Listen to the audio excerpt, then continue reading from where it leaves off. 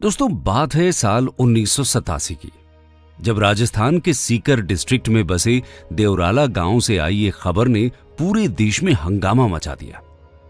हम बात कर रहे हैं रूप कंवर केस की, जो हमारे देश का लास्ट रिपोर्टेड सती केस था।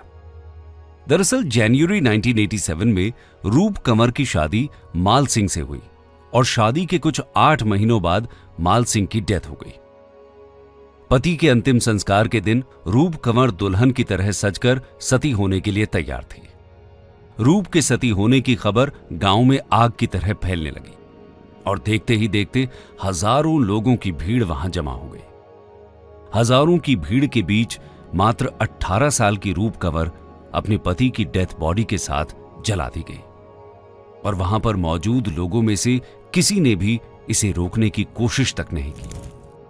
कुछ न्यूज रिपोर्ट्स के मुताबिक गांव वालों का कहना था कि सती होना रूप का निजी फैसला था, पर आज इस भयानक हादसे के 36 साल बाद इस बात की पुष्टि करना नामुमकिन सा हो गया है। दरअसल बात यहीं पर खत्म नहीं हुई और इस इंसिडेंट को ग्लोरीफाई करते हुए फ्यूनरल साइट पर एक मेकशिफ्ट श्राइन का कंस्ट्रक्शन किया गया, जहां रूप के सती होने के कुछ दिनों बाद लगभग 2 लाख लोगों की भीड़ पूजा करने के लिए इकट्ठा हुई।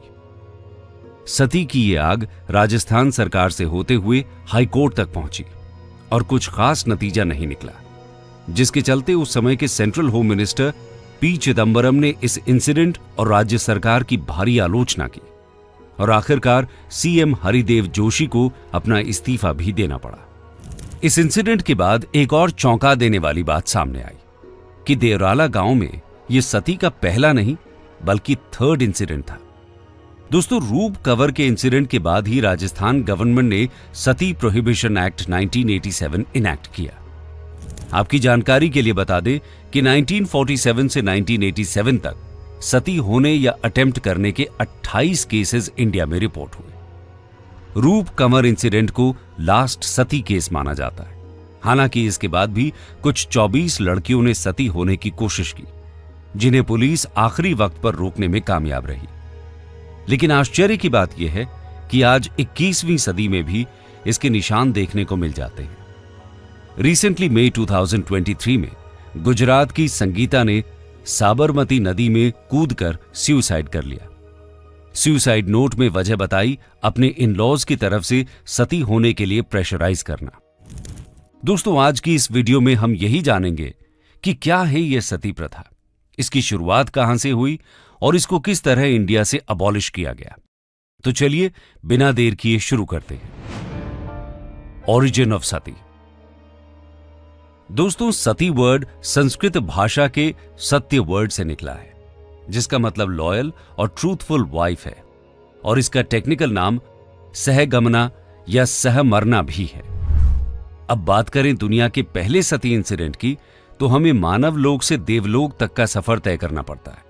दरअसल सती गॉडेस उमा को कहा जाता है, जो भगवान शिव की फर्स्ट वाइफ थी, और काफी लोगों की मान्यता है कि सती प्रथा का ओरिजिन भी यहीं से हुआ।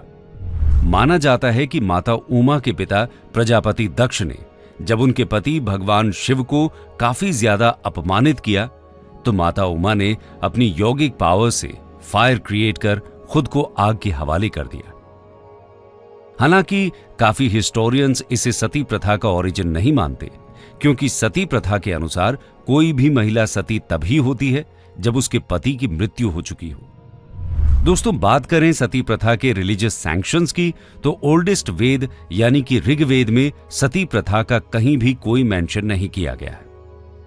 वहीं दूसरी तरफ ऋग्वेद में मेंशन एक श्लोक, डुमा नारीर विधवा सुपत्नी रांजनेन सर्पिशासा विशंतो अनश्रवो नमीवः सुरत्ना आरोहंत जनयो योनिमग्रये, एक्सपर्ट्स के बीच चर्चा का कारण बना हुआ है। इस श्लोक के मुताबिक विधवा यानी विडो को अपने जीवन में आगे बढ़ने के लिए कहा गया है।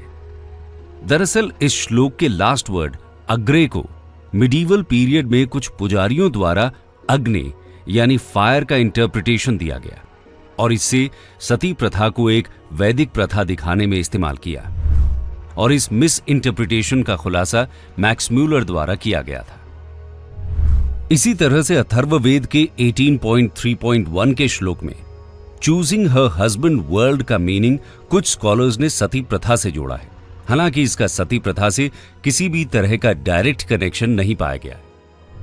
अब बात करें वेदास के बाद हमारे हिंदू धर्म के सबसे ज्यादा इन्फ्लुएंस करने वाले रिलीजियस टेक्स्ट की, तो उसमें मनुस्मृति, यज्ञवल्क्य स्मृति शामिल हैं, जिनमें से किसी में सती प्रथा का उल्लेख नहीं पाया जाता। दोस्तों, सती प्रथा का प्रमाण हमें रामायण में भी देखने को नहीं मिलता है। हिस्टोरियन राम शरण शर्मा के मुताबिक रामायण में भगवान राम के वनवास के दौरान उनके पिता राजा दशरथ की मृत्यु हुई और रामायण के आखिरी युद्ध में रावण की भी मृत्यु हुई, पर न तो भगवान राम की माता कौशल्या ने सती प्रथा को अपनाया और न ही रावण की पटरानी मंदोदरी ने। हालांकि बात महाभारत काल की करें तो इसमें हमें राजा पांडु की मृत्यु के बाद उनकी दूसरी पत्नी रानी माद्री द्वारा सती होने का उल्लेख मिल जाता है, पर इस इंसिडेंट को लेकर भी जानकारों में काफी कॉन्ट्रडिक्शंस हैं और माना जाता है कि इस पार्ट को महाभारत में काफी बाद में ऐड किया गया। इसके अलावा 6th सेंचुरी BCE से 4th सेंचुरी BCE तक भारत में हिंदुइज्म और बुद्धिज्म के बीच निरंतर कोल्ड वॉर चलता रहा, लेकिन इस बीच किसी भी बड़े बुद्धिस्ट मंक द्वारा सती प्रथा को क्रिटिसाइज किए जाने का उल्लेख इतिहास में नहीं मिलता।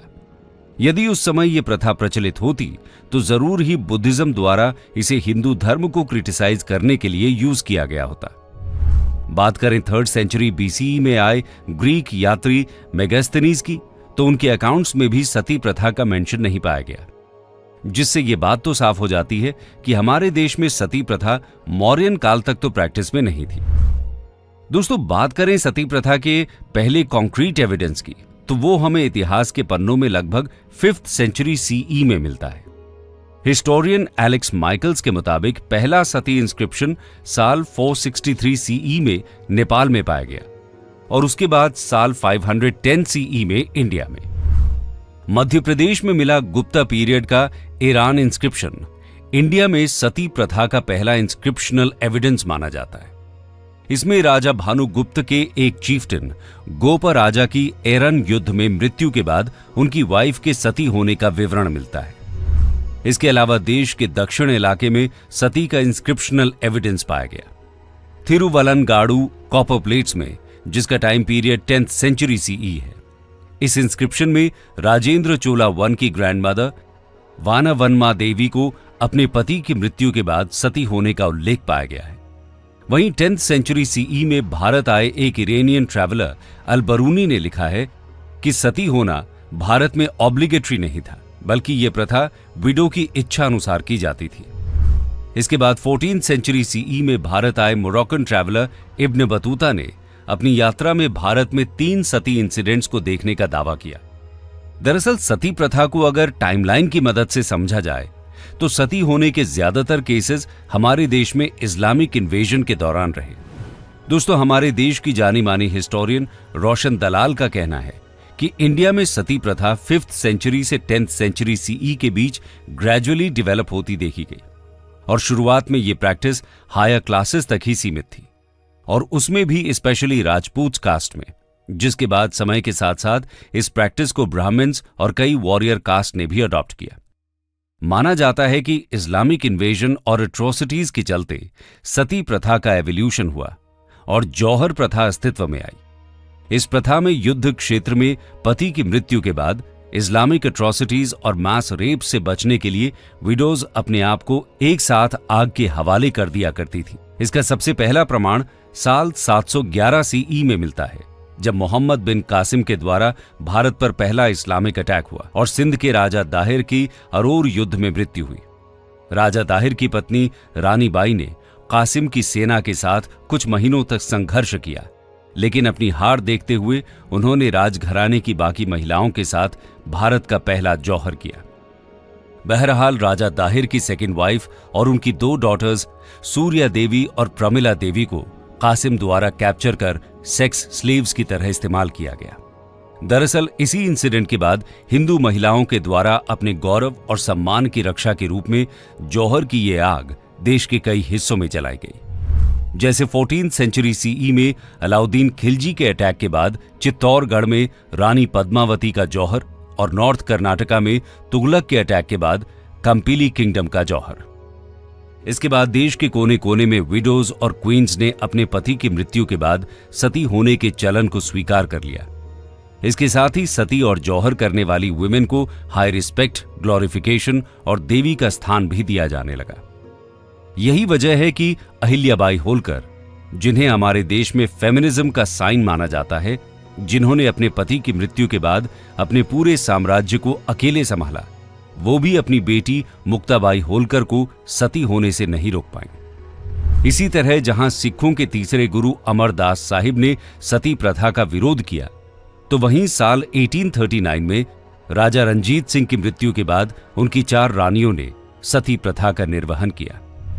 अब बात की जाए 19th सेंचुरी में ब्रिटिश इंडिया में सती प्रथा की, तो जितने केस एंशिएंट और मिडीवल इंडियन हिस्ट्री में देखने को नहीं मिले, उससे ज्यादा मॉडर्न हिस्ट्री में उभर कर सामने आए। उमा नारायण अपनी किताब डिसलोकेटिंग कल्चर्स में लिखती हैं कि कॉलोनियल एरा में बंगाल में सती प्रथा का दबदबा बाकी इंडियन रीजन से ज्यादा देखा गया, जिसके 3 फैक्टर्स रहे। बंगाल के लोगों का यह मानना था कि सती प्रथा वेदों के अनुसार सही है। हिंदू विडोज की प्रॉपर्टी को गेन करने के लिए उन्हें फोर्सफुली सती कराना, और 18th सेंचुरी के ग्रेट बंगाल फैमिन के बाद गरीबी और भुखमरी से बचने के लिए कई विधवाओं द्वारा सती प्रथा को बढ़ावा मिलना।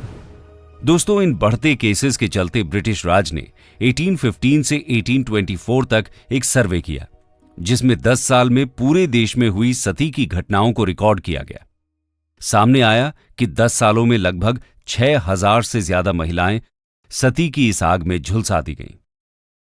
हालांकि कुछ लोगों का यह भी मानना था कि अंग्रेजों द्वारा सती केसेस के नंबर को एग्जैजरेट किया जा रहा है, जिसका मकसद भारत के लोगों को हिंदुइज्म से कैथोलिक रिलीजन में कन्वर्ट करना है।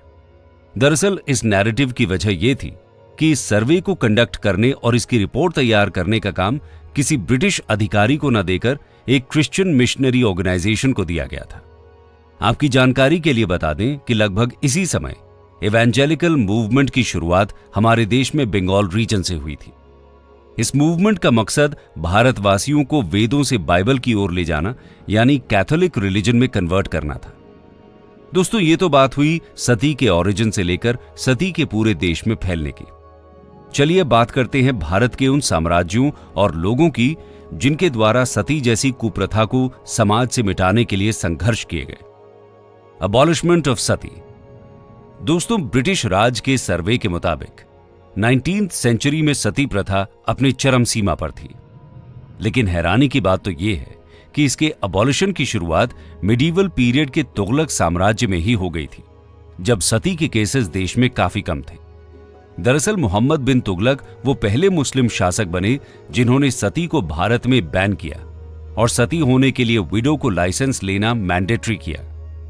इसके बाद मुगल शासक हुमायूं और अकबर ने भी सती प्रथा को बैन किया और विलफुल सती को रोकने में असफल रहे। जॉन स्ट्रैटन हॉली अपनी किताब Sati the blessing and the curse the burning of wives in India में लिखते हैं कि मुगल एम्परर अकबर ने विडोज को विलफुली सती होने से रोकने के लिए गिफ्ट्स और लैंड्स भी ऑफर करने का प्रस्ताव रखा था। दोस्तों, मुगल एम्परर जहांगीर और औरंगजेब ने भी सती को बैन किया, पर उसे स्ट्रिक्टली एनफोर्स करने में नाकामयाब रहे।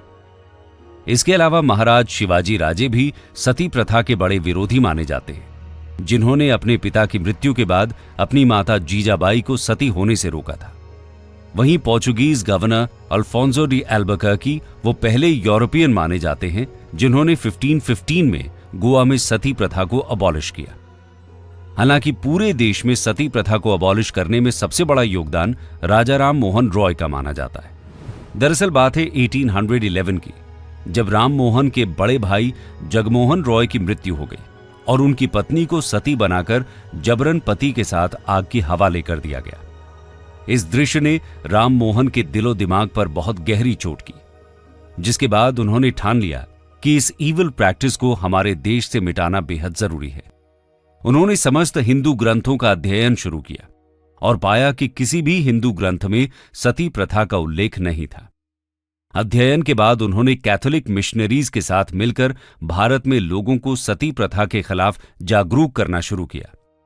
राजा राम मोहन रॉय और उनके साथी मिशनरीज ने गवर्नर विलियम बेंटिंग से सती अबॉलिश करने की गुहार लगाई। एट लास्ट 1829 में सती अबॉलिशन एक्ट पूरे देश में लागू किया गया, जिसके बाद सती प्रैक्टिस को हमारे देश में इलीगल घोषित कर दिया गया। कंक्लूजन। दोस्तों, सती प्रथा से रिलेटेड सारे पहलुओं को जांचने के बाद यह कहना गलत नहीं होगा कि सती प्रथा हमारे वेदों और धार्मिक ग्रंथों में तो नहीं मिलती है। अगर ये मिलती है तो मिलती है कुछ लोगों की दकियानूसी सोच में, जिनका मानना है कि एक स्त्री का आधार और अंत उसके पति के साथ ही है। आज हमारे समाज से यह कुप्रथा साफ हो गई है, पर आज भी हमारे समाज में दहेज, पर्दा सिस्टम और बाल विवाह जैसे कई प्रथाएं एग्जिस्ट करती हैं, जिनका आधार सिर्फ हमारी छोटी सोच है, न कि हमारे ग्रंथ। इस बारे में आपके क्या विचार हैं, हमारे साथ कमेंट सेक्शन में जरूर शेयर करें। दोस्तों, अंत में